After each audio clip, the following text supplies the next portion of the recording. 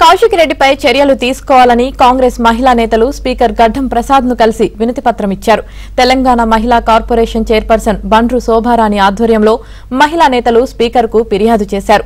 ఇంకోసారి మహిళలను కించపరుస్తూ మాట్లాడితే కౌశిక్ రెడ్డిని చెప్పుతో కొడతామని మహిళా నేతలు హెచ్చరించారు.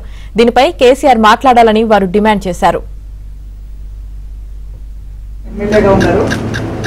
తెలంగాణలో ఉన్నటువంటి మహిళలందరూ కూడా కించపరుస్తూ చీరలు గాజులు వేసుకున్నారు. సెల్ ఫోన్ ఫోటో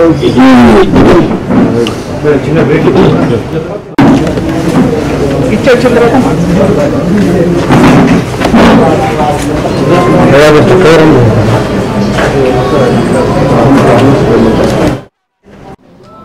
పాడి కౌశిక్ రెడ్డి ఎమ్మెల్యేగా ఉండి తోటి ఎమ్మెల్యేలకు చీరలు గాజులు పంపిస్తున్నా అని చెప్పేసి మీడియా పరంగా పంపించడం జరిగింది, మాట్లాడడం జరిగింది.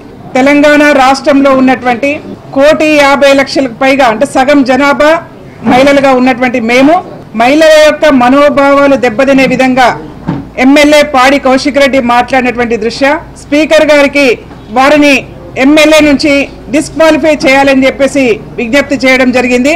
పాడి కౌశిక్ రెడ్డి గారు మాట్లాడుతున్నటువంటి ఎమ్మెల్యేగా ఉండి మాట్లాడుతున్నటువంటి ఆయన మహిళల్ని కించపరుస్తున్న విధానం గాని తెలంగాణ రాష్ట్రంలో ఇతర రాష్ట్రాల నుంచి బతుకుదెరువు కోసము ఇక్కడ నుంచి వలస వచ్చినటువంటి వాళ్ళను గాని కించపరిచే విధంగా మాట్లాడుతున్నటువంటి పాడి కౌశిక్ రెడ్డి విధానం పట్ల గౌరవ కేసీఆర్ గారు స్పందించాలని చెప్పేసి విజ్ఞప్తి చేస్తా ఉన్నాం. ఒకవేళ కేసీఆర్ గాని హరీష్ రావు గారు గాని ఈ విషయంలో స్పందించకపోతే వాళ్ళే మాట్లాడించినట్టుగా అనుకోవాల్సి వస్తుంది.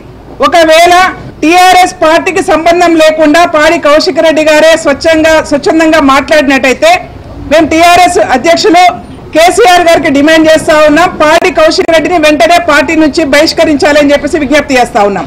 గౌరవ స్పీకర్ గారికి ఇలాంటి నాయకులు సమాజాన్ని గౌరవించలేని వాళ్ళు, సమాజంలో సగభాగంగా ఉన్నటువంటి మహిళల్ని కించపరిచే వాళ్ళు అసెంబ్లీలో ఉండే ఆస్కారం లేదు కాబట్టి వీళ్ళను సస్పెండ్ చేయాలని చెప్పేసి డిమాండ్ చేస్తా ఉన్నాం.